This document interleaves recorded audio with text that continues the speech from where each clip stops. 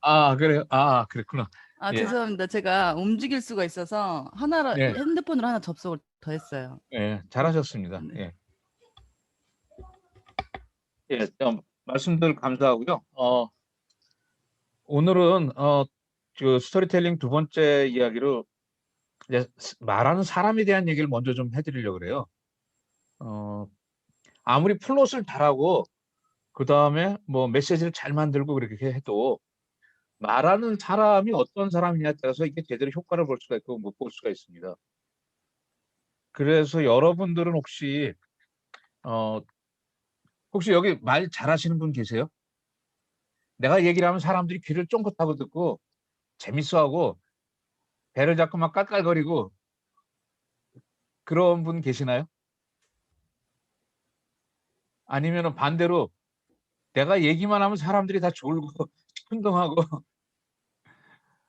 자, 아무리 좋은 얘기를 해도 어떻게 전하느냐에 따라서 달라집니다. 또 화자의 성격에 따라서 많이 영향을 미치거든요. 그 얘기를 조금 제가 해보도록 하겠습니다. 일단 화면을 좀 공유를 하고, 예, 강의 화면으로 공유를 하고요. 그 채팅창에 제가 링크 한 3개 정도 보내드렸거든요, 아까. 그 늦게 들어오신 분도 보실 수 있는지는 잘 모르겠네요. 혹시 안 보이시면 제가 다시 올려드릴게요. 그냥 그 말하는 사람들의 그 성향이랄까? 그 여러 가지 좀 감동적인 그러한 강연, 예, 그런 것들을 좀 말씀을 드리려고요. 화면 보이시죠?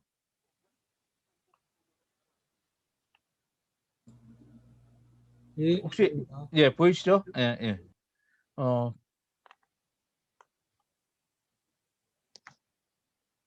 자, 비즈니스 스토리텔링 스타일 그러는데 이거는 스토리텔러에 대한 얘기입니다. 오늘은. 예.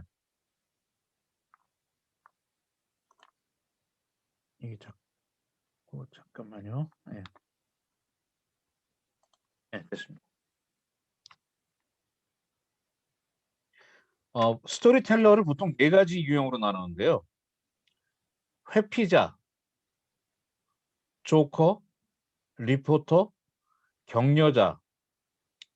뭐 격려자라는 거는 어 그 어떤 그 영감을 불러일으키고 어 뭔가 이렇게 좀 할 수 있도록 자신감을 키워주고 뭐 그러는 사람 옆에서 도와주는 그런 사람 역할이죠.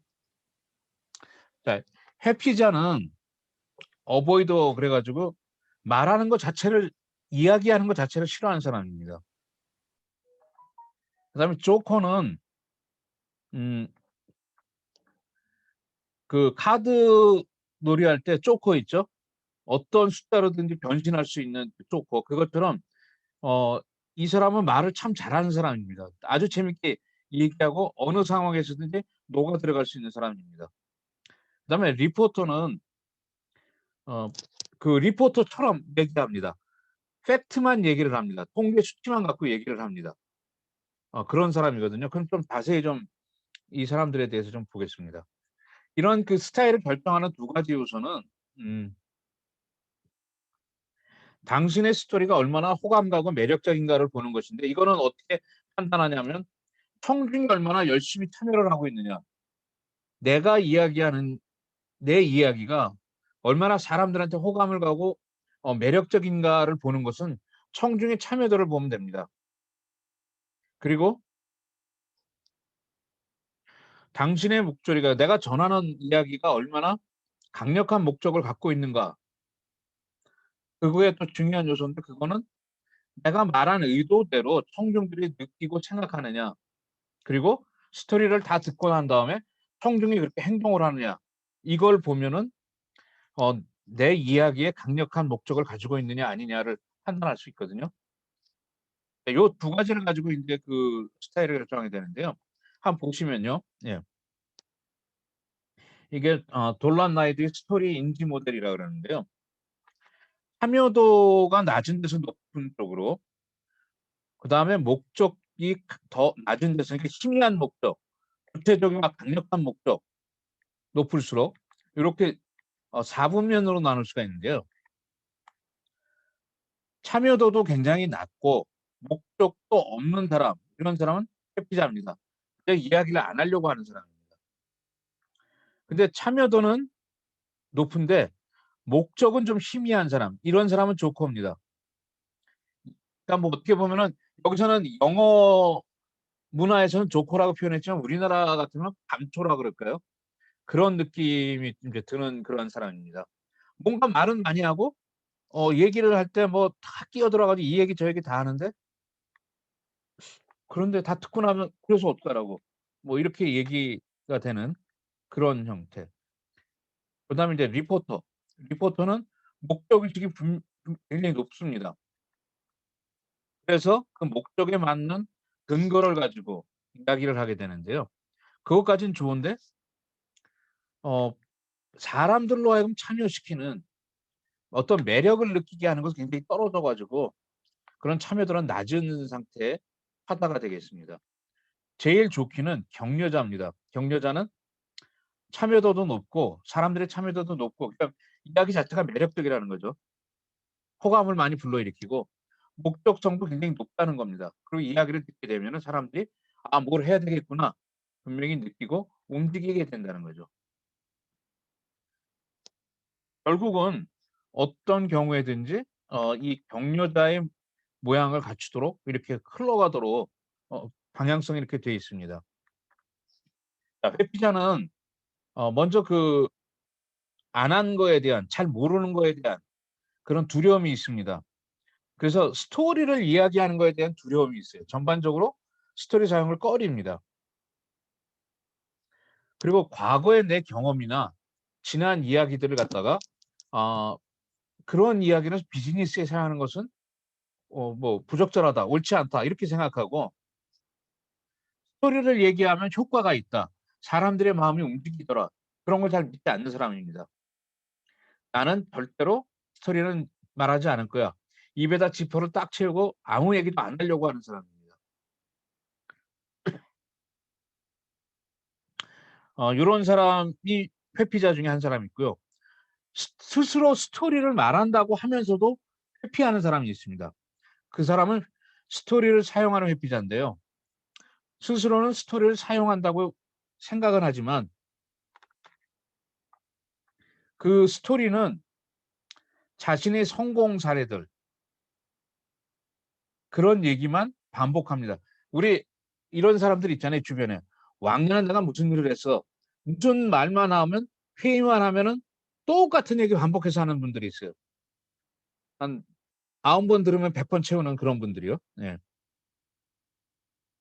이런 얘기를 들으면 활기도 없고 그 말하는 사람 자체도 그냥 계속 반복만 한다 이거죠.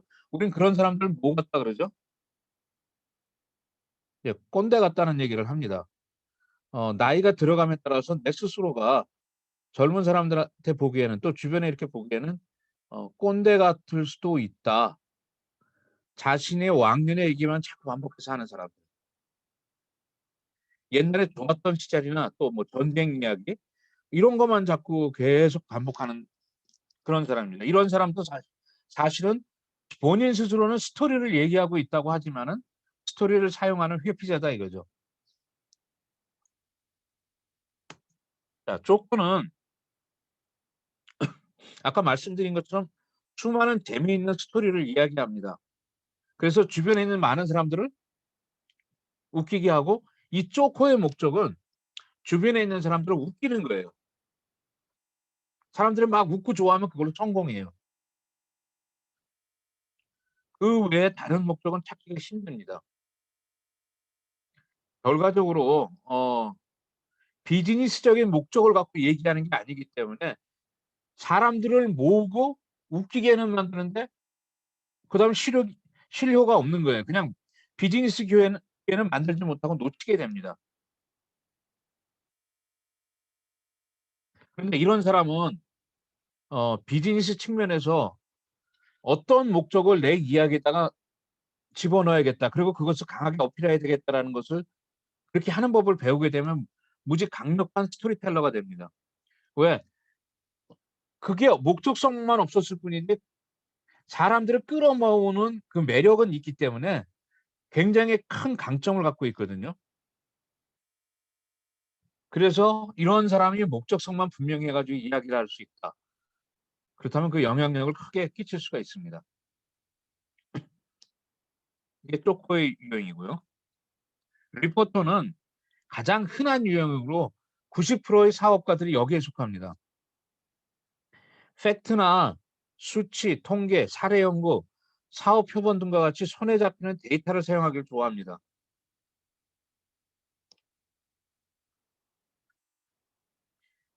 시간을 거쳐서 배워온 스타일이 그런 겁니다.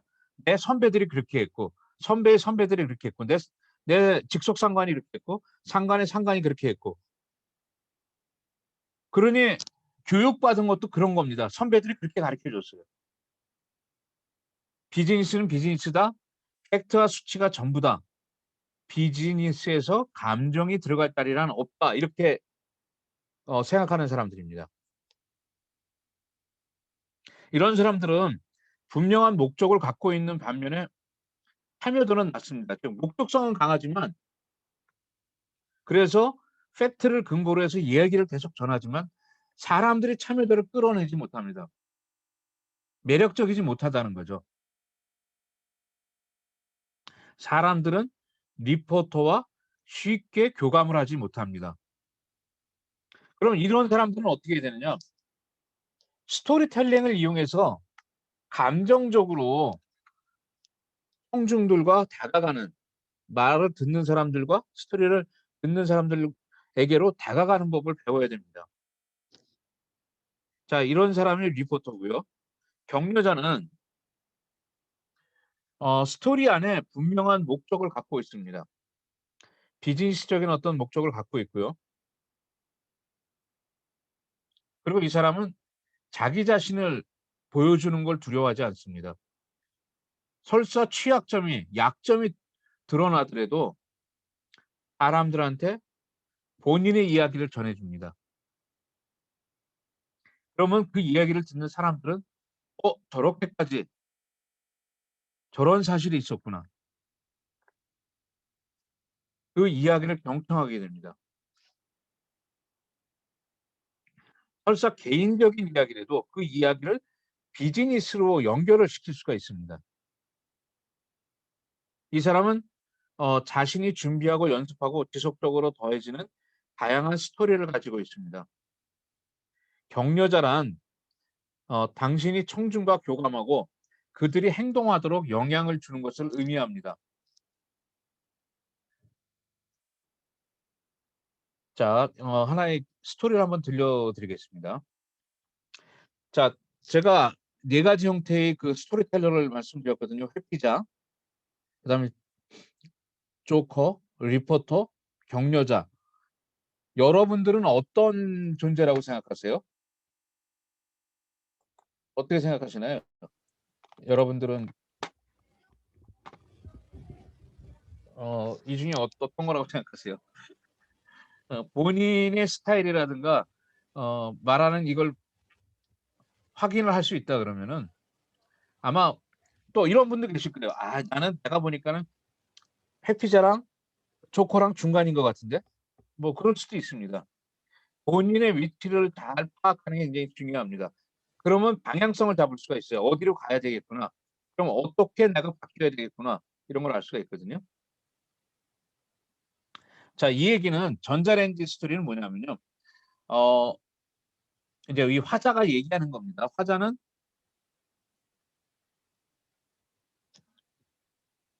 사람들을 모아놓고 얘기를 하고 있는데요.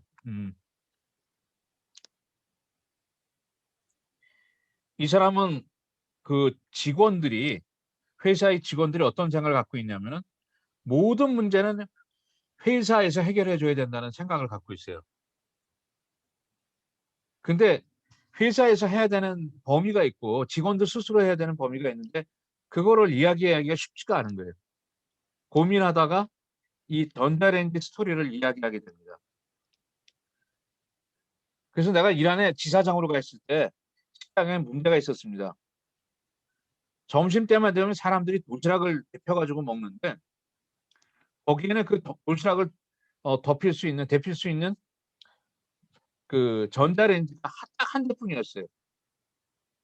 그러면 이 도시락을 데피려고 그러면 그 많은 사람들이 줄을 서서 기다렸고 결국은 식사를 동료들과 같이 하면서 즐겁게 이야기하는 시간은 가질 수가 없었어요. 다 뿔뿔이 흩어져서 대표진 사람 순서대로 그냥 아무 데나 앉아 가지고 식사를 하게 된 거예요.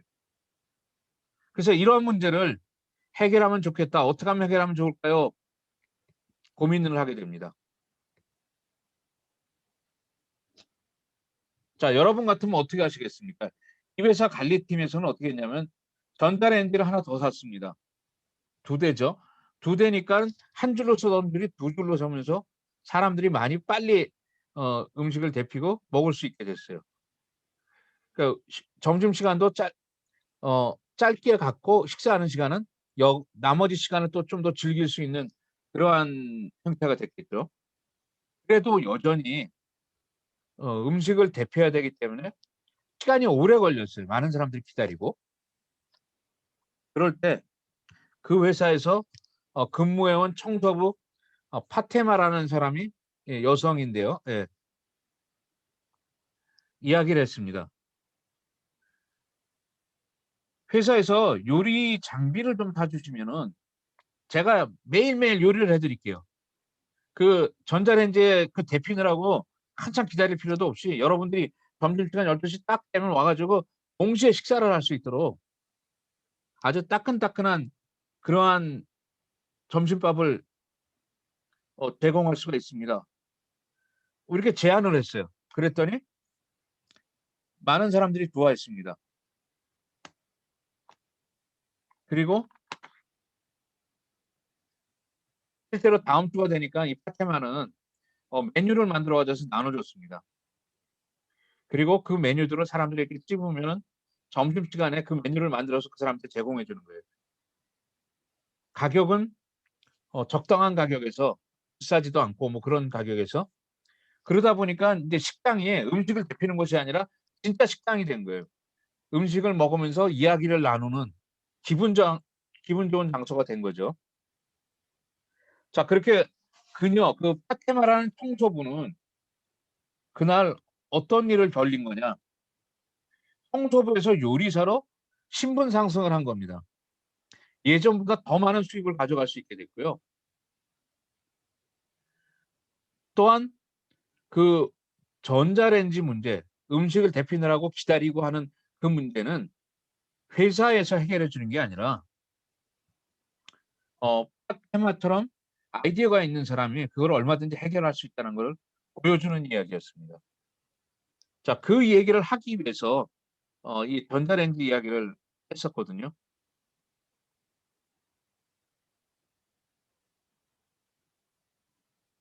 자, 우리가 이 파테마는 어떤 사람일까요? 스토리텔러 4가지 이용해 보면은 회피자일까요? 아니면은 말만 많이 하는 사람일까요? 아니면은 수치를 가지고 얘기하는 사람일까요? 우리 회사 직원이 100명, 한 사람이 전자레인지를 돌리는데 소요되는 시간이 음식을 데피는데 60초. 그래서 줄 서서 이것을 데피기 시작하면은 맨 끝에 사람은 60번, 100명, 100번째 사람은 얼마나 시간이 걸린다. 뭐 이렇게 논리적으로 얘기해서 현재는 안 되니까 2대일 때는 얼마큼 줄어들고 3대는 얼마큼 줄어드니까 몇 대 이상이 필요하다. 뭐 이렇게 얘기할 수는 있었을 겁니다. 그러나 자발적으로 그 얘기는 결과적으로 뭐냐면 회사에다 요구하는 거거든요.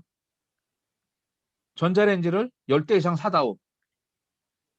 근데 회사에서 원하는 건 그게 아니라 문제가 있을 때 직원들 스스로 이게 모든 걸 회사에다가 요구하지 말고 스스로 어떤 창의성을 갖고 좀 해결했으면 좋겠다. 그럴 때 이제 파테마가 이렇게 나와가지고 얘기를 한 거죠. 스스로 해결한 겁니다. 그 문제를. 예.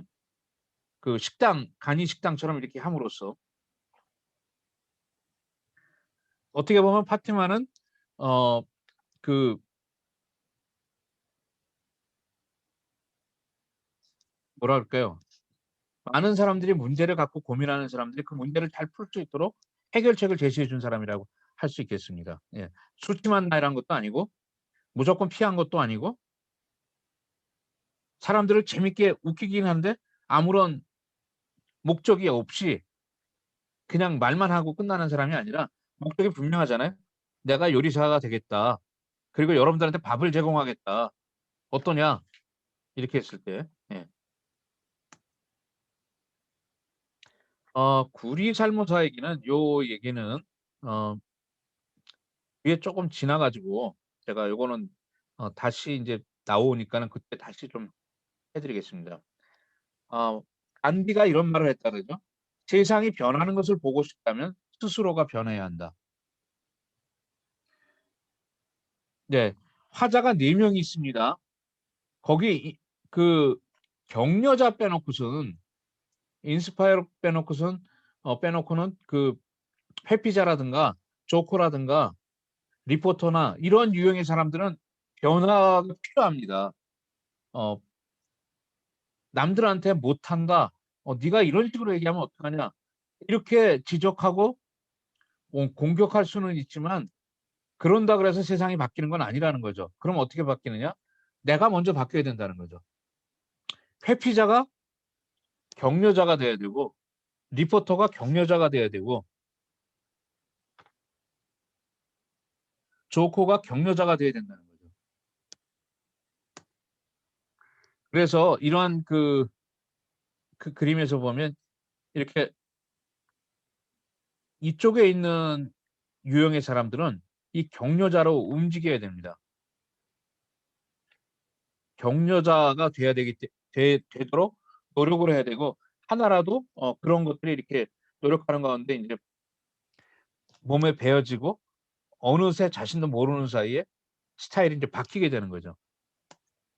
이런 식으로요. 이런 식으로 어, 지나가야 됩니다.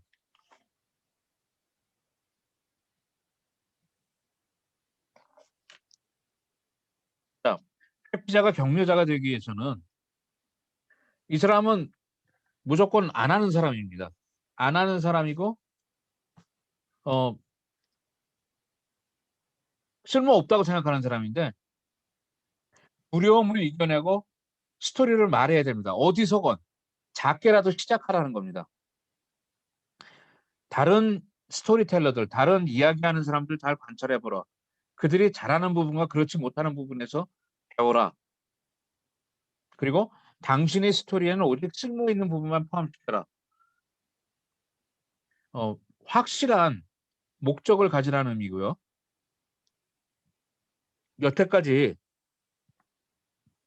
회피자로서 내가 써온 스토리는 폐기하거나 다시 바꿔라. 그냥 그대로 끌고 가지 말고 이런 얘기입니다. 회피자는 작은 것부터 시작을 해라. 그런 뜻이고요. 예. 조커는 격려자가 되기 위해서 유머 그 자체만을 사용하지 마라. 사람들을 웃기려고 하지 말라는 거예요. 예. 이 유머로 인해서 사람들은 집중하기보다는 흩어지게 됩니다. 깔깔거리면서 딴 생각하게 되고. 그래서 어, 스토리의 목적을 담고 있어야 된다. 어떤 목적으로 내 이야기를 하겠다. 그리고 내가 하는 얘기에 유머가 빠져 있는 스토리들이 있는지 한번 확인해 봐라. 어떤지. 당신이 그러한 이야기들을 믿을 만한 친구나 멘토로부터 피드백을 받게 이야기를 해보고요. 예. 당신의 스타일이 본인의 커리어나 개인 브랜드에 부정적인 영향을 미치지 않도록 하라.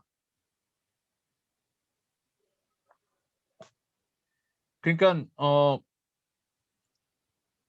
이 조커 스타일은 이야기하기 좋아하고 남을 웃기기 좋아하고 이런 스타일입니다. 근데 그렇게 하지 말라는 거거든요.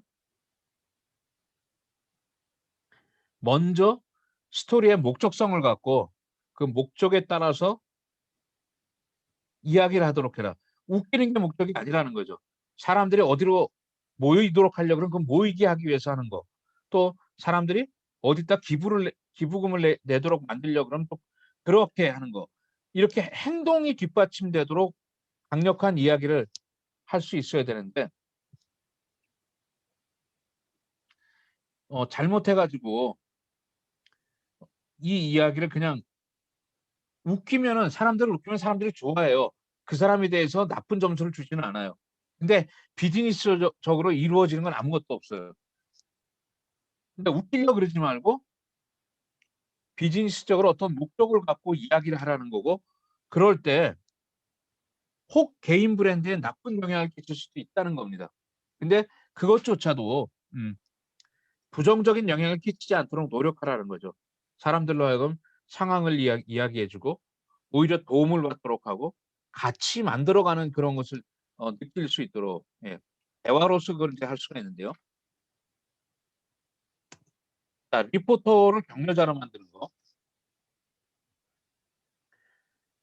이 리포터가 이야기할 때 사례 연구나 비즈니스 예시만을 사용하지 마라.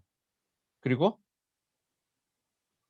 스토리를 이런 뭐 사례 연구라든가 어떤 기업의 그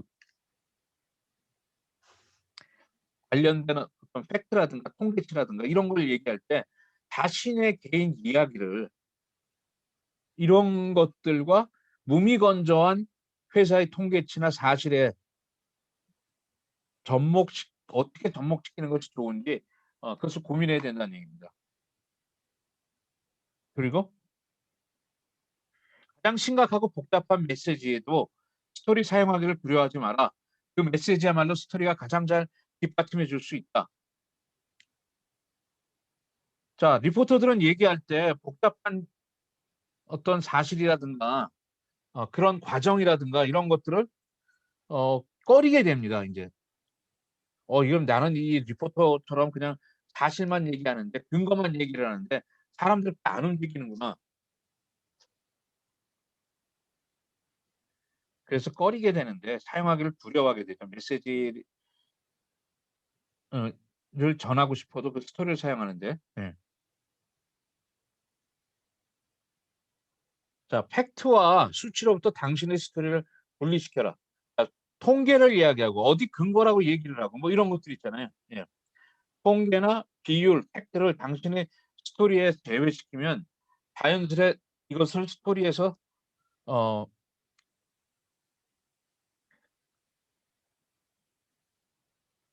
그 숫자를 빼버리면은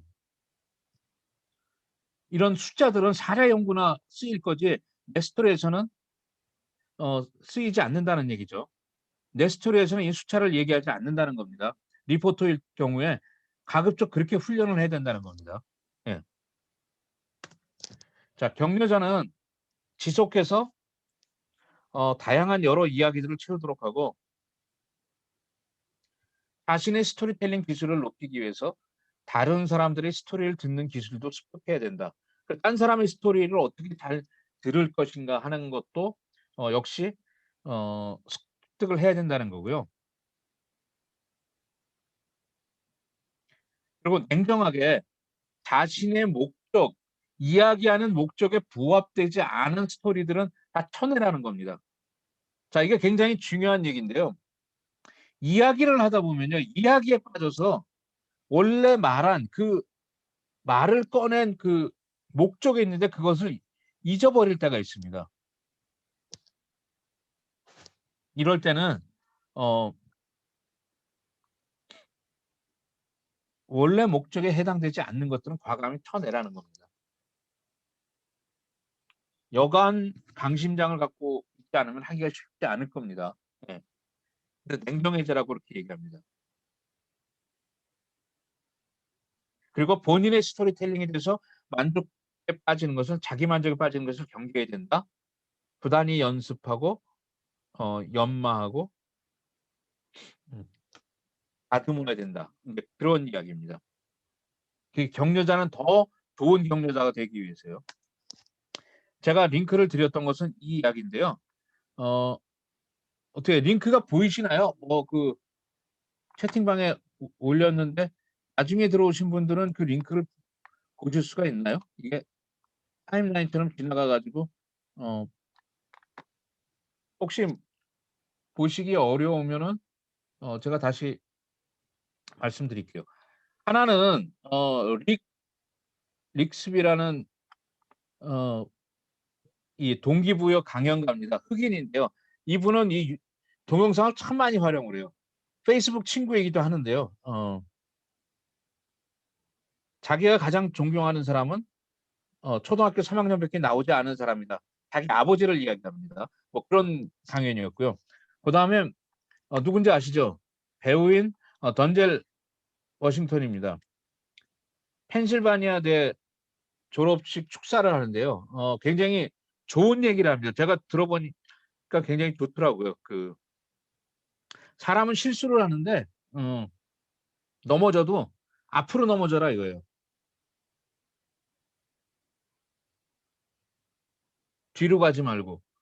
그럼 그 넘어진 게 자신의 경험과 배움과 깨달음과 노하우가 되고 토양이 되는 거죠. 자신이 성장하는. 앞으로 넘어져 이거죠. 전진하면서. 예. 그런 이야기입니다. 워싱턴이 이제 그런 이야기를 했고요. 자신의 경험 들어보면 재밌습니다. 예.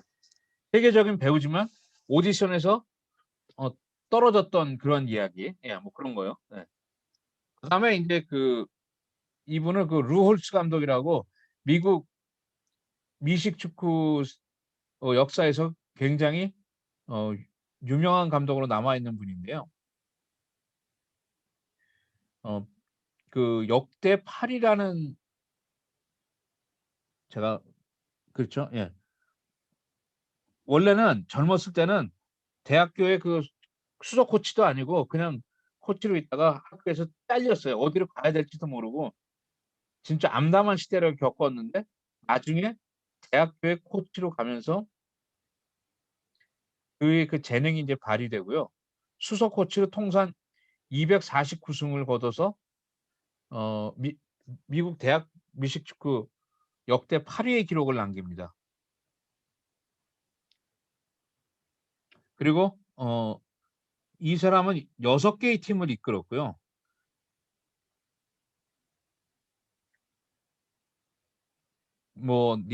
시즌 최종 순위에서 전국 20위 안에 4개 팀을 이렇게 올린 유일한 코치라 그럽니다.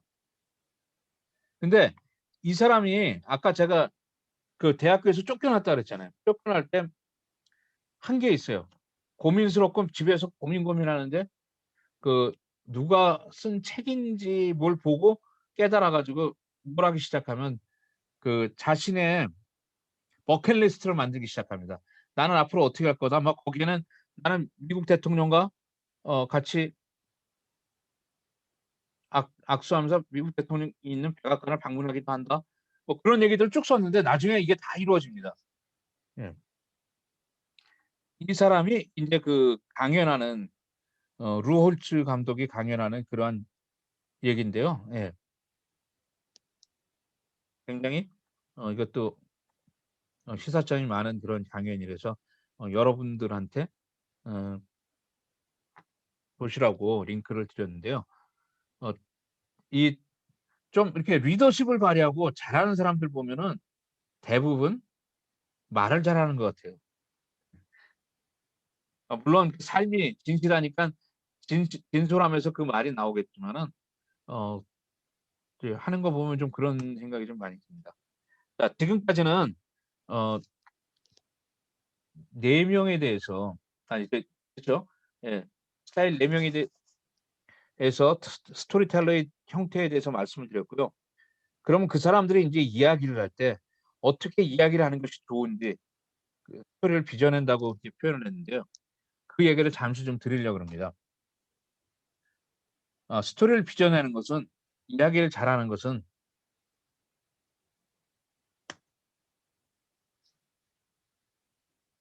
어떻게 하면 좋을까? 예, 거기에 이제 두 가지 형태의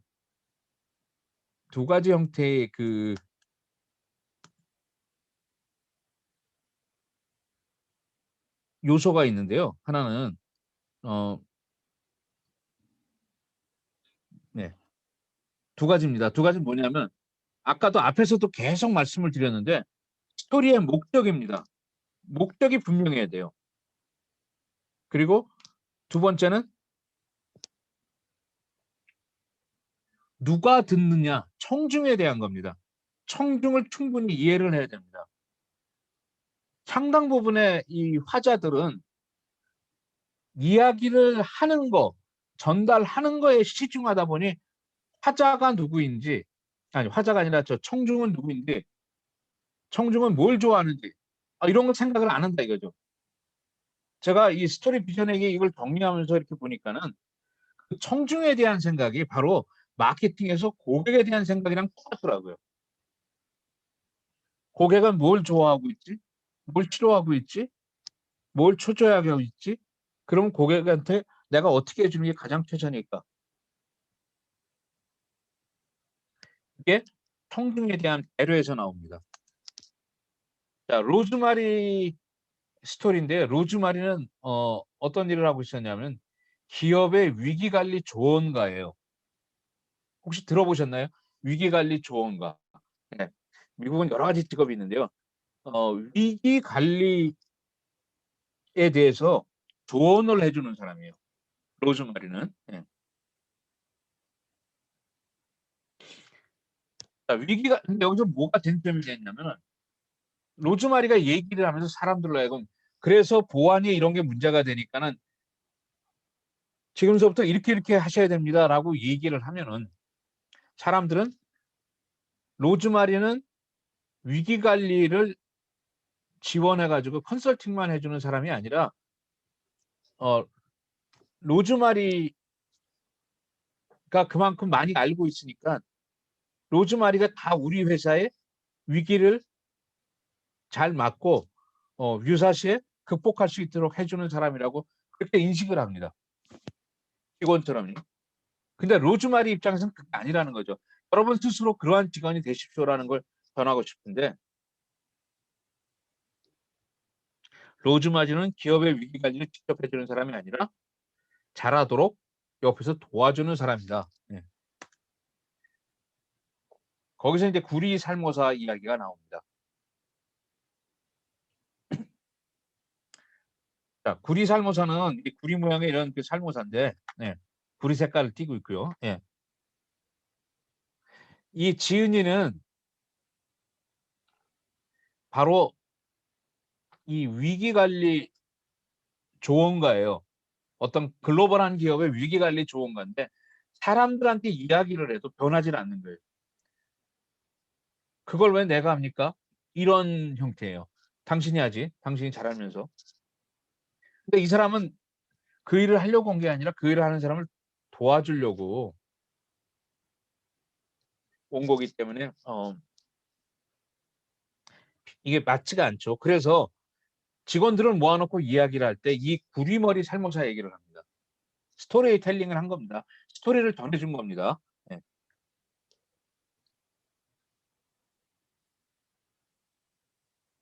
그 어렸을 때 시골에서 자랐는데 그 시골은 아마 이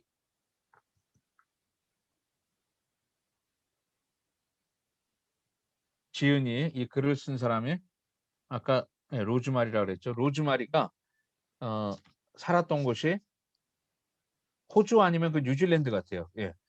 그래서 그런 거의 그 오지 같은데, 예. 그 뒷문을 열고 나가면 거의 벌써 숲이고 사람들이 가지 않는 그런 아주 깊숙한 숲들이 즐비한 그런 동네에서 어렸을 때 자란 거예요. 그 시골에서요. 예. 그래서 어머님이 걱정이 되니까 어린 딸한테 늘 얘기를 하는 겁니다. 위험에 빠지면은 네가 어떻게 행동해야 되는지 알아야 된다. 당황하지 말고 엄마가 있으면 좋은데 엄마가 항상 있을 수가 없으니까 그러면서 이제 얘기를 해줍니다. 어, 위험이 닥치면은 뱀 같은 게 나타나면은 거기 이제 뱀이 많이 있으니까 독사라든가 뭐 그런 어떤 야생동물들이 나타난다 그러면 너는 급하게 뒤로 돌아가지고 도망가지 말고 눈을 마주치면서 절대로 서두르지 말고 천천히 그렇게 해서 뒤로 빠져나온 다음에 집으로 돌아와라. 그래서 그런 얘기를 이제 어머님이 계속 해줬어요. 로즈마리한테. 그럼 몹시 덥던 어느 날 어, 자전거를 산책로 입구에다 두고 왔는데 그걸 어머님이 가져오라 그러신 거예요. 그런데 자전거 있는 데로 딱 가지러 자전거 있는 데로 갔더니 거기 입구에 큰 살모사 한 마리가 또아리를 틀고 앉아가지고 일감욕을 하고 있는데.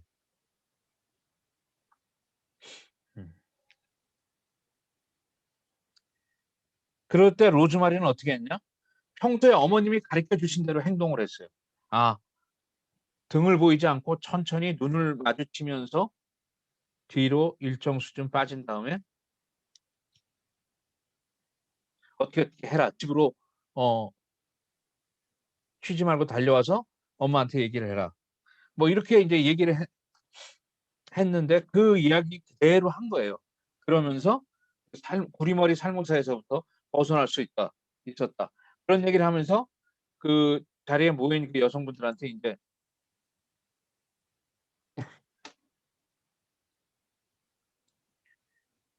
이것처럼 위기관리 조언사는 누굽니까?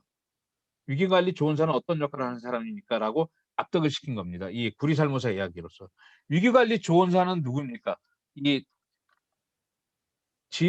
지은이의 로즈마리의 이야기에서 로즈마리 구리머리 살모사의 이야기에서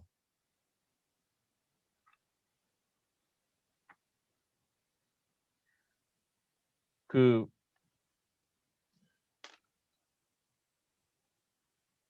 조언가, 예, 위기관리 조언가는 누구를 의미하죠? 어머님이죠, 어머님. 그리고 위기관리를 당면했을 때 그 어머님의 지침대로 이야기한 대로 행동해서 살아난 사람은 나고 나는 바로 직원들을 얘기하는 겁니다. 그렇게 이제 이야기를 해주니까 사람들이 그때서야 깨닫게 됩니다. 아, 위기관리 조언가는 이야기로 우리가 잘 낼 수 있도록 해주는 사람이고 어떤 때는 없을 수도 있겠구나. 예. 그런 생각들이 이제 다리를 이걸 많이 이제 갖고 있던 그 선입견, 예. 우리는 위기 관리 직접 하는 사람이 아니야라고 생각했던 생각을 이 스토리로 이제 완전히 바꿔주게 됩니다. 예. 자, 그리고 이 목적을 어떻게 하면 좋으냐? 일단은 여러분들이 기억하셔야 될 거는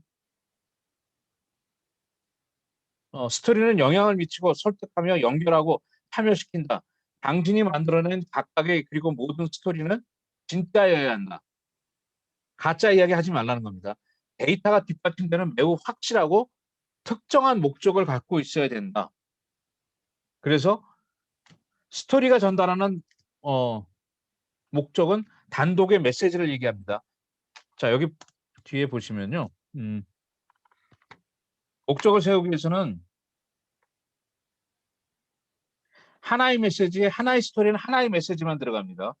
예. 복합적으로 여러 개를 넣으면 안 됩니다. 그리고 당신이 생각하는 목적을 포스트잇에 써가지고 막 붙여보는 겁니다. 여기는 지금 그 자동차 범퍼에 붙이기 뭐 이렇게 돼 있는데 그 원본 책에는 그렇게 돼 있는데 그렇게 할 필요는 없고 그냥 스티커를 이렇게 해가지고 벽에다 쫙 붙여볼 수도 있습니다. 그렇게 하면 거기서 우리가 생각지 못했던 것들을 뽑아내고 그룹핑도 할 수 있고 그래서 굉장히 스토리를 충실하게 만들 수 있다. 뭐 그런 얘기고요. 예. 그 목적을 세울 때 쉬운 실수는 뭐냐면은 일단 목적이 없는 스토리도 있어요. 그러면 안 된다는 겁니다. 여러분이 이야기를 할 때 여러분의 입을 열어서 상대방한테 얘기를 할 때 목적이 있어야 돼요. 목적이 없으면 스토리를 이야기할 필요가 없습니다. 그리고 하나의 스토리로 세계 기아 문제를 해결하려고 하지 마라.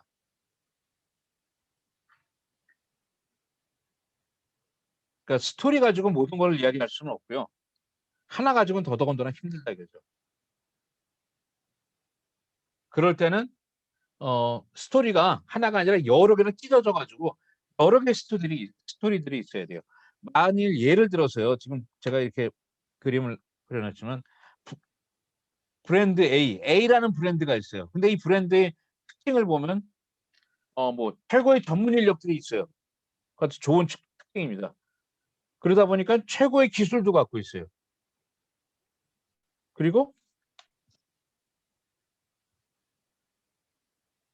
음, 고객의 안전을 최우선으로 한다. 그런 사실도 또 브랜드의 그 브랜드의 속성이기 때문에 그 이야기 속에 그게 하나의 이야기로 녹아 들어가야 됩니다. 그리고 한 번 고객은 평생 고객을 생각한다. 이것도 다른 스토리예요. 이러한 것들이 각각의 스토리가 나와야 된다는 겁니다. 이거를 우리는 어떻게 어떤 오류를 많이 범하냐면 하나의 스토리에 다 우겨 넣으려고 그래요. 그러니까 굉장히 힘들기도 하고 효과를 잘 못 보게 됩니다. 이 부분 꼭 잊지 않으셨으면 좋겠어요. 목적이 없는 것도 존재 의미가 없어지니까 문제가 된다. 그렇다고 하나의 스토리로 모든 걸 다 하려고 그러지 마라. 브랜드도 여러 가지 나눠지니까 속성에 따라서 거기에 맞는 불상을 그 스토리를 하나씩 만들면 된다는 거죠. 자, 아주 유명한 사진입니다. 예. 케빈 카터가 만들었던 사진인데요. 찍었습니다. 남수단에 갔다가 난민촌에서 찍은 사진입니다. 어린 소녀가 이렇게 말라가지고 이제는 몸이 너무나 아파 보이는데 이 소녀가 이렇게 괴로워하고 있는데 독수리가 가까이 내려앉습니다. 이 카터가 이 사진을 이렇게 앵글이 이렇게 일자로 잡히도록 애를 써가지고 결국은 하나 이 사진을 이제 만들어내고 이게 이렇게 오픈이 되면서 그해 이제 퓰리처상까지도 이제 받게 됩니다. 거의 노벨상급이죠. 이런 그 언론인들이 받는 상에서는요. 그런데 카터가 그렇게 상을 받게 됐을 때 많은 사람들이 이 사진을 찍은 카터를 비난했습니다. 왜 비난했냐? 아이가 그러니까 이 사진을 보면 이게 무슨 의미 같으세요? 우리는 선입관을 딱 갖고 있어요. 아프리카 가난하고 못 산다. 질병에 시달리고 있다. 그러면 이 아이들도 죽을 수 있겠다. 누구한테? 독수리한테. 독수리가 죽어가는 아이를 혹은 죽으면은 이체를 뜯어 먹겠구나 이런 생각을 갖게 된다는 거죠. 그러면서 카터를 맹비난합니다. 야, 아무리 네가 저널리스트 사진 기자지만은 저 상황에서 사진을 찍으면 되냐? 저 독수리를 쫓아냈어야 되지. 예의 인간성 없는 놈. 뭐 그렇게 공격을 계속하는 겁니다. 이 사람한테.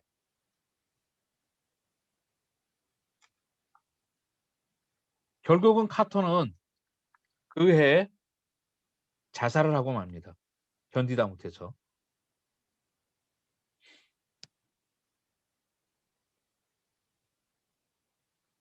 어, 여기 이제 써놓은 것처럼 카터는 20대 때 그 앙골라 내전에 취재차 들어갔다가 그 참상, 전쟁의 참상, 너무나 잔인하고 극악한 그러한 모습들을 보면서 굉장히 충격을 받습니다. 그리고 친한 친구조차도 취재 도중에 총에 맞아 죽습니다. 그러니까 그 사람이 사람 대접을 못 받고 기계처럼 아주 그 물건처럼 버려지고 또 많은 사람들이 죽어가고 하는 이러한 과정들을 보면서 충격을 받아가지고요. 정신병에 걸리기도 하고 친구가 죽은 그 생각만 하면 너무 괴로운 거예요. 자살을 2번이나 시도하다가 결국은 사진을 가지고 상을 받게 됐는데 공격을 받으면서 죽게 됩니다.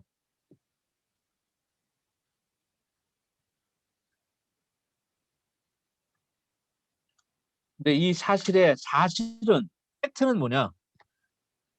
여기는 난민촌입니다. 난민촌. 남수단의 난민촌이에요. 그리고 어머님이 같이 계세요. 조금 전까지만 해도 어머님이 계시다가 잠깐 아이를 놔두고 옆에 볼일 보러 가신 거예요.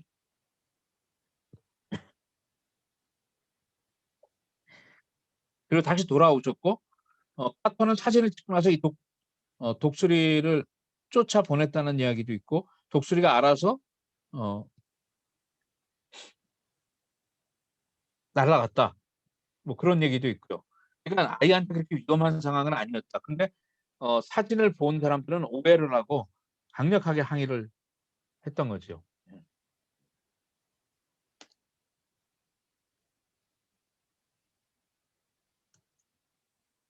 자, 여러분들이 그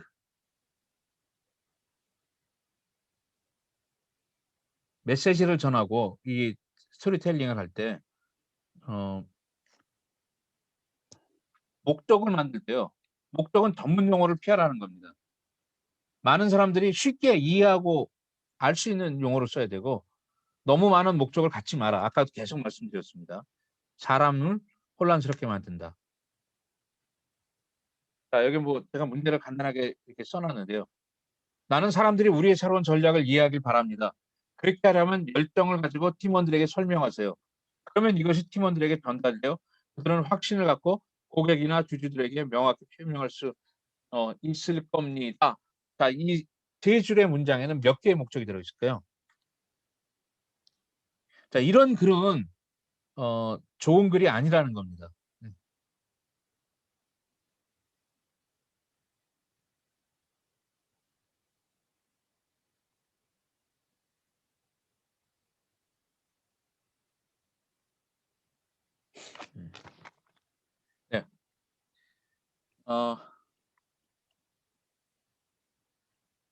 시간이 조금 됐는데 어떻게 할까요? 조금만 제가 더 할게요. 요 뒤에 하나를 안 했는데 청중에 대한 겁니다. 예. 요건 보여드리고 제가 해야 되겠죠? 이거는 어, 세 가지가 있습니다. 세 가지. 사람들이 우리 새로운 전략을 이야기 바란다. 그것에 대해서 열정을 가지라는 게 하나 있고, 팀 리더들이 팀원들에게 설명하기 바란다. 그래서 팀원들이 새로운 전략과 연결되고 그것을 명확히 표현할 수 있게 되길 바란다. 그리고 세 번째는 우리 고객과 주주들에게 매우 열심히 전해라. 정확하게 전달되기를 희망한다. 자, 이렇게 짧은 문장이 세 개의 목적이 들어가 있습니다. 이건 굉장히 혼란스럽다는 얘기죠. 이렇게 하지 말라는 겁니다. 그리고 진정성이 있어야 된다. 자신이 말하면서 자신이 스스로 그 목적을 믿지 못하는 사람이 있습니다.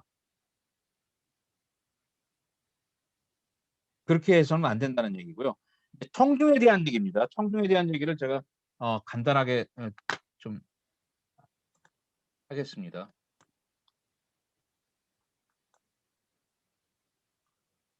예. 이 프랭크 캐프라라는 감독입니다. 이 사람이 한 얘기인데요. 드라마를 만들면서 실수를 했다.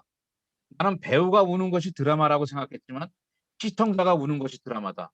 이게 무슨 뜻인지 아시겠어요? 스토리텔러가 우는 게 스토리텔링이 아니에요. 듣는 청중이 우는 게 스토리텔링이라는 얘기죠. 청중에다가 초점을 맞추라는 얘기입니다.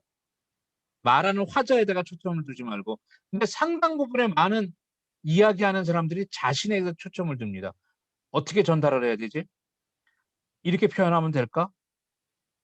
이런 시간이면 될까? 말투는 어떻게 할까? 다 자기한테 관심을 두고 얘기를 합니다. 듣는 청중은 어떤 사람이지? 그 사람들이 필요로 하는 건 뭐지? 어떤 말을 해주면 귀가 솔깃해질까? 또 어떤 말을 하면 이 사람들이 싫어할까? 나는 이 사람들이 필요한 게 뭔데? 어떤 말을 해줘야 될까? 이렇게 청중에 대해서 관심을 갖고 있지 않을 때가 많다는 거죠. 자, 그래서 먼저 이야기하는 그 대상을 설정하라는 얘기입니다. 청중과 관련된 세 가지 질문. 당신의 청중은 누구인가? 그들을 동기부여하는 것은 무엇인가? 동기부여하는 것은 무엇이 그들을 움직이게 만드는가? 그겁니다. 그들의 관심사는 무엇인가? 요 세 가지. 이거는 마케팅에 있는 질문과 똑같습니다. 당신의 고객은 누구인가? 당신의 고객이 돈을 내고 물건을 사도록 만드는 건 뭐 때문에 그러는 거냐? 고객의 관심사는 무엇인가? 자, 누가 당신의 청중인가? 어떤 이야기하는 사람한테 물어봅니다. 이 이야기는 누구를 대상으로 하는 이야기입니까? 그러면 스토리텔러가 이렇게 얘기를 합니다. 예, 제 이야기는 누구나 들어도 다 해당됩니다. 아무나 들어도 괜찮습니다. 아주 좋은 이야기 같습니다. 모든 연령층에, 모든 계층에 있는 사람들이 다 들어도 된대요. 그런데 그렇게 말하는 사람은 자신의 스토리는 모든 사람을 위한 것입니다라고 말하는 사람은 뭐라고 얘기하는 거랑 똑같나? 내 스토리가 망했습니다라고 얘기하는 거랑 똑같습니다. 이건 올바른 방법이 아니라는 겁니다. 청중을 더 엄밀하게 정할수록 더 세분화시키고 더 집중하고 파고 들어갈수록 당신의 스토리텔러로서 더욱 성공하게 될 것이다. 그래서 여러분들이 이야기를 전하려고 그러면 상대방이 누군지를 먼저 생각을 하실 필요가 있어요. 여러분들 고객이 누군지 당연한 거잖아요. 자, 무엇이 청중을 동기부여하는가? 예, 이 얘기는 그 책의 1장에 나와 있는 그런 얘기인데 마이클 브렌트라는 사람은 호주의 국립은행의 지역의 총괄 매니저입니다. 그래서 그 사람 밑에 그 은행들이 몇 개가 있어요. 그런데 이 사람은 항상 중요한 게 뭐냐면 영업 실적이에요. 잠재적인 고객을 많이 모으는 게 중요하다. 올해는 목표로 한 실적을 이번 달에는 모았습니까? 그 사람 밑에 있는 몇 개, 아마 7, 8개 겁니다. 7, 8개의 은행 지점들이 있는데 그 지점들을 돌면서 계속 강조를 합니다. 근데 1년 동안 이렇게 얘기를 했는데 1년 동안 목표를 달성한 지점이 없었어요. 항상 영업실적 1등 목표, 영업실적 1등 목표. 자, 이 사람은 열정도 갖고 이 마이클 브렌트는 굉장히 뜨거운 마음으로 이야기를 했는데요. 듣는 사람은 그렇지 못했어요. 은행 직원들은 어떻게 생각했냐? 오늘도 또 1등 얘기야. 아유, 지긋지긋해. 나 정말 영업 1등 싫어, 싫어. 저런 이야기 다시는 안 들었으면 좋겠어. 자, 이런 마음을 갖고 있는데 그 청중의 마음은 읽지를 못한 거예요. 그러니 이런 마음을 갖고 있는 사람한테 얘기를 자꾸 해도 결과적으로 좋은 결과가 나올 수가 없었던 거죠. 예, 16개 지점이네요. 예. 자, 결국은 어떻게 되냐? 마이클 브렌트는 한 해가 끝나는 날 12개월 동안 한 번도 목표치를 달성하지 못했던 16개 은행의 담당자들을 모아놓고 연말 행사를 하면서 이제 아무 노력이 소용이 없었습니다. 라고 이야기를 하면서 이 이야기를 들려줍니다. 무슨 얘기요? 양배추, 방울 양배추 이야기를 들려줍니다. 자, 방울 양배추 스토리는 이런 겁니다. 네. 아마 방울 양배추라는 게 이런 것 같아요. 저기 양배추 조그만 거, 요만한 거 보신 적 있어요? 지금 그 마트에 가면 이렇게 팔거든요. 좀 비쌉니다. 봉지 하나에 뭐 한 6, 7천 원 하는 것 같아요. 예. 굉장히 단단해요. 근데 그 하나가 양배추 하나만큼의 영양가가 있다 그래요. 근데 맛도 없고 단단하고 그러니까 아이들이 잘 안 먹으려고 그럴 겁니다. 이, 이 사람도 마찬가지였어요. 자기는 방울 양배추를 무척 싫어했다는 거예요. 근데 저녁 식사 때 엄마가 항상 그걸 요리를 해가지고 놔둔 거예요. 다 먹을 때까지는 식탁을 떠날 수가 없어요. 그러니까 먹기 싫으니까 이리 저리 돌리면서 딴 것만 먹고 있다가 맨 끝에 그걸 남겨놓고 먹어야지 움직일 수 있으니까 할 수 없이 억지로 먹었던 거예요. 매번 그렇게 했는데 매번 밥을 먹는 동안에 불편한 거예요. 아우, 저 방울 양배추 또 먹어야 되지. 저걸 어떻게 하지? 그래서 이 사람이 어느 날 갑자기 생각을 바꿨습니다. 어차피 먹어야 되는 거, 저 먹기 싫은 걸 먼저 먹고 맛있는 걸 나중에 먹으면 어떻게 될까? 그럼 그다음부터는 내가 아주 편하게, 마음 편하게 즐겁게 식사할 수 있을 것 같은데. 그래서 그 다음서부터는 저녁 식사 때 방울 양배추가 나오면은 그걸 먼저 먹는 겁니다. 먼저 먹고 남은 식사 시간에는 맛있는 거 자기가 좋아하는 걸 먹으면서 아주 편하게 즐겁게 식사를 했다는 얘기입니다. 그 이야기를 1년 동안 목표치를 한 번도 달성하지 못한 16개 지점의 담당자들한테 이 마이클 브랜트가 얘기를 해주는 겁니다. 난 어렸을 때 방울 양배추를 이렇게 먹었습니다. 혹시 여러분들이 그 힘들어하는 한 번도 달성하지 못했던 우수 가망 고객 목표치를 방울 양배추라고 생각하시면 어떻습니까? 미루시지 말고 우리가 그 주에 목표치가 있다 그러면 주 초에 월요일 날 다 끝장내는 겁니다. 그냥 먹기 싫은 거 빨리 먹듯이 목표치를 빨리 달성하고 그다음부터는 주의 나머지 부분을 즐겁게 보내면 어떨까요? 이 이야기를 전해줍니다. 그러니까 우리의 목표치는 우리의 목표, 영업 목표 달성, 으쌰 머리띠 두르고 막 이렇게 한 게 아니라 스토리텔링을 한 거예요. 자신의 경험, 방울 양배추를 먹었던 그 경험을 이야기해 줬을 뿐입니다. 근데 어떤 일이 벌어지냐? 몇 주 후에 새해가 됐죠. 몇 주 후에 16개 지점 중 11개 지점에서 2주 연속 잠재 고객 목표치를 달성합니다. 1년 동안 한 번도 못했던 거. 영업 목표치가 최고다. 이 얘기를 그렇게 강조했을 때는 듣지도 않던 사람들이 방울 양배추 스토리를 들려주자 사람들이 변하는 거예요. 그래, 그거 일주일 내내 시달리기도 싫은데 월요일 날 빨리 해치우자. 그래서 그 직원들끼리 그런 약어로 그런 말이 막 나오는 거예요. 자네 방울 양배추 했어? 먹었어? 아, 나 이제 먹으려고. 그게 뭡니까? 영업 목표치를 얘기하는 거예요. 자, 청중의 관심사는 무엇인가? 청중의 관심사는 들이 걱정하는 것은 두려워하는 것은 회사의 잦은 변화와 거기에 대한 거부감, 뭐 판매에 대한 제품의 품질 걱정, 혹은 자신의 평가 이런 것들이요.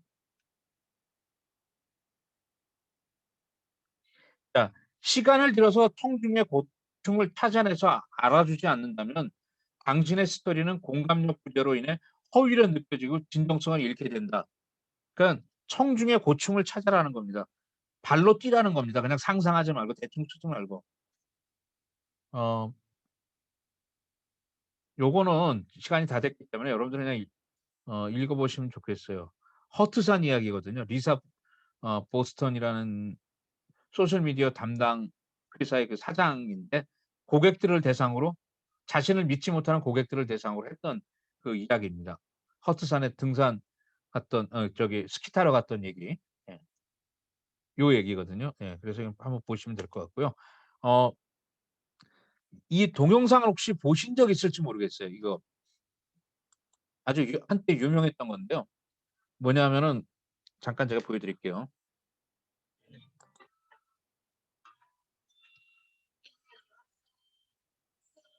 멍청한 방법으로 죽깁니다.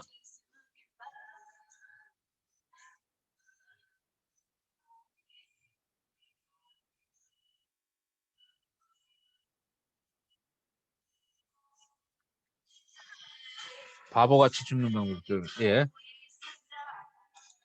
자, 요것도 링크가 있으니까 여러분들이 한번 보세요. 이거 왜 만들었냐면요. 2012년에 호주 멜번에 지하철도가 있는데 젊은 애들이 많이 죽는 거예요. 청소년들이랑 젊은 사람들이. 안전의식이 없어가지고요. 그래서 안전의식을 갖자 계도를 하기 위해서 이걸 만들었는데 우리나라 같으면 어떻게 합니까? 지하철에서 준수해야 되는 안전수칙 1, 2 이래가지고 명령식으로 위에서 내려와가지고 뿌리고 도배를 하잖아요. 근데 호주에서는 어떻게 했냐? 청소년 아이들이 걔네들은 죽는 걸 두려워하지 않는다. 그 나이 때. 뭘 두려워하냐? 쪽팔린 걸 두려워합니다. 그래서 걔네들 수준에 맞게 눈높이에 맞게 이런 애니메이션을 만든 거예요. 이게 재밌는 캐릭터들이 나오고요. 제목도 Dumb Ways to Die. 그래서 죽는 멍청한 방법. 그러니까 이대로 죽으면 멍청하다는 거예요. 이렇게 해가지고 웃기게 죽는 방법들 쭉 나오면서 뒤에 가면은 지하철에서 죽는 방법이 나옵니다. 그게 실제로 하고 싶었던 얘기예요. 이거 멍청한 거다. 선로 모서리에 서 있다가 떨어져가지고 오는 기차에 부딪혀서 죽는 거. 또 기차가 오는데 선로를 지나가려고 뛰어넘는 거. 자동차를 타고 차단기가 내려져 있는데 기차가 막 오는데 그 옆으로 삐짓고 가려고 하다가 기차에 교통사고가 나가지고 죽는 거. 이런 거 다 멍청한 짓이다. 라고 얘기를 해주는 겁니다. 쪽팔리지? 너 그렇게 죽으면 쪽팔린 거야. 그러니까 그거 하지 말어. 그 통중에 눈높이에 맞춰가지고 스토리텔링을 한 겁니다. 스토리를 만들어서. 예, 뭐 기타에 대한 거고요. 자, 당신의 목적이 분명하고 강력한 목적을 갖고 있고 통중이 누구인지 알면 이제 쓸만한 스토리를 찾아내면 된다. 이제는 예, 그렇게 하면 됩니다. 그러니까 두 가지 다시 한번 정리해 드릴게요. 먼저 했던 거는 여러분은 어떤 스토리텔러인지 여러분 고치셔야 돼요. 내 브랜딩을 위해서도 그건 고칠 필요가 있습니다. 예. 그리고 두 번째는 스토리를 빚을 때 강력한 목적이 필요하다. 그리고 청중에 대한 이해가 필요하다. 상식적인 얘기입니다. 근데 그 상식적인 얘기를 안 해가지고 이제 이런 문제가 생기거든요. 예. 자, 비즈니스 스토리를 찾아내는 두 가지 방법. 이거 시간이 좀 많이 갔는데 이거는 그냥 읽어보시면 될 것 같아요. 제가 이건 건너뛰겠습니다. 예.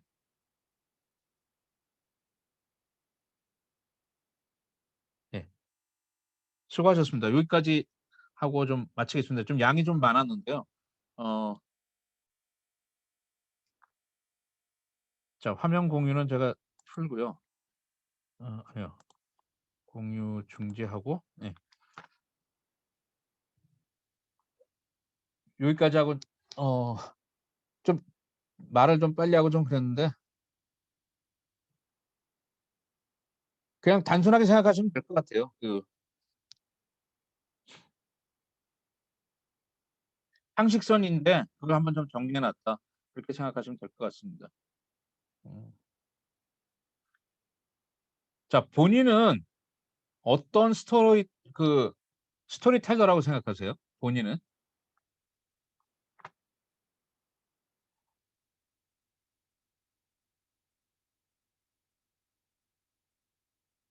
혹시 회피자 말하는 거 싫어하시는 분 계세요? 어디 나서가지고 이렇게 얘기하는 거? 그렇지는 않으세요? 아니면 말하는 거 아주 좋아하는 사람? 그렇지도 않으세요? 그럼 다 격려자인가요?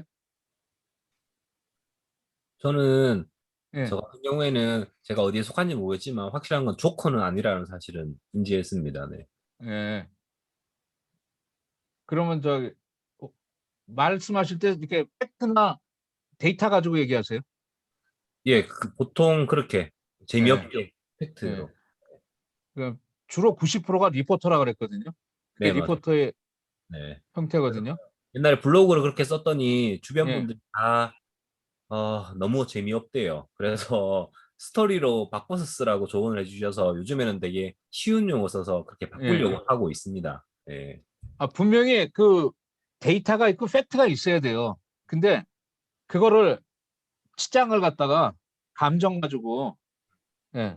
그렇게 치장을 하면 사람들이 받아들이기가 제가 이제 이거를 준비하면서 뭘 느꼈냐면요. 어, 야, 그러면 이게 어떻게 보면은 사람을 움직이도록 하는 거 아니야, 말로.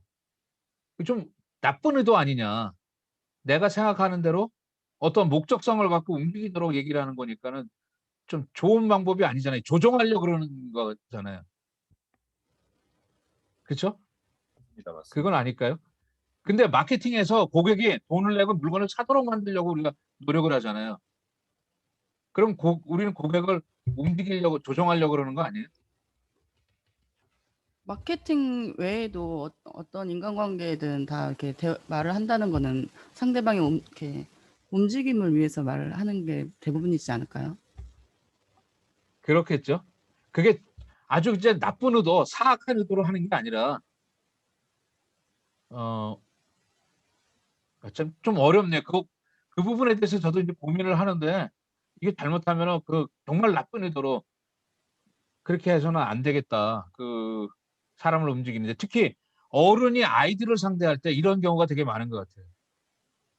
의도를 가지고 나쁜 의도인데도 계속 유도를 해가지고 그 일을 하도록 만들고 그런 것들.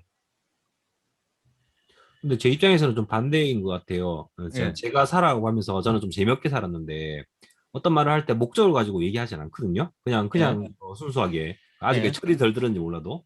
근데 예. 세상을 살고 마케팅을 공부하니까 예. 나를 대하는 사람들은 모두 다 나를 목적을 가지고 대하는구나라는 걸 깨달았어요. 그리고 그게 옛날엔 저는 그건 나쁜 거라고 생각했거든요. 그 예. 님 말씀처럼.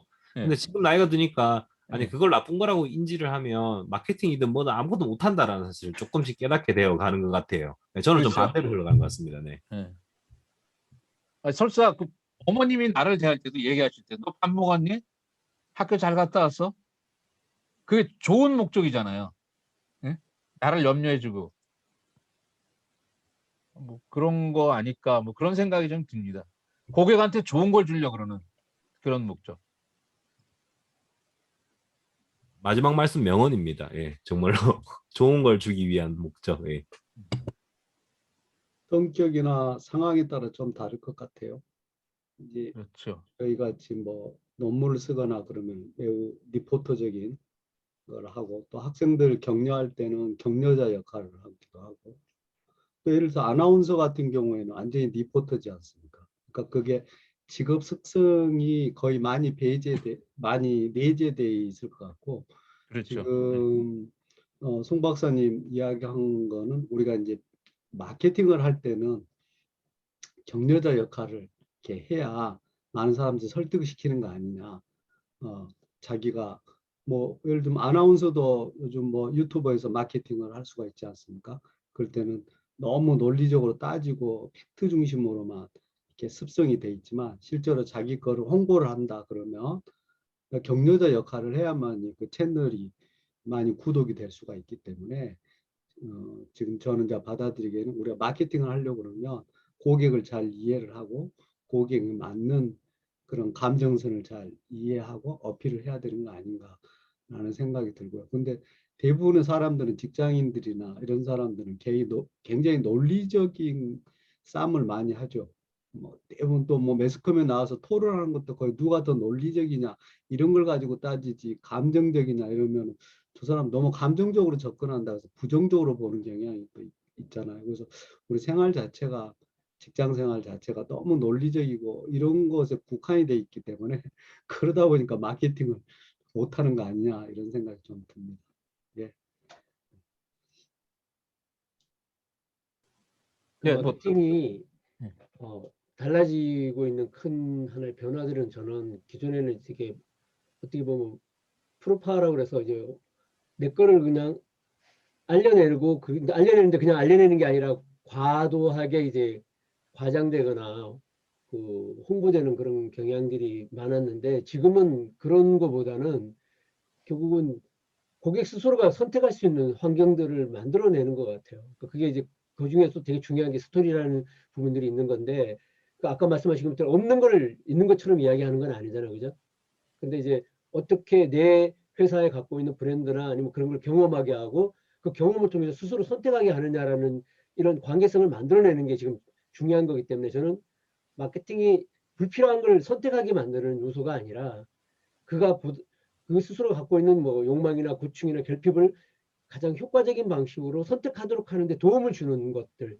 그리고 이왕이면 그게 나와의 관계성을 통해서 나의 이야기를 통해서 나를 선택하게 만들 수 있도록 하는 그런 관계성을 만들어내는 거, 관련성을 만들어내는 게 바로 지금 마케팅의 저는 중요한 이슈라고 저는 생각을 하거든요. 예.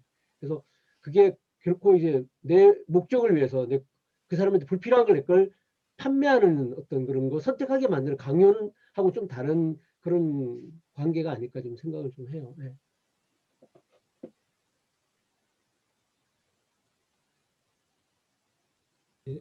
예, 뭐 다른 분 예, 말씀하실 게 있으면. 저도 한 말씀 드리고 싶습니다. 예.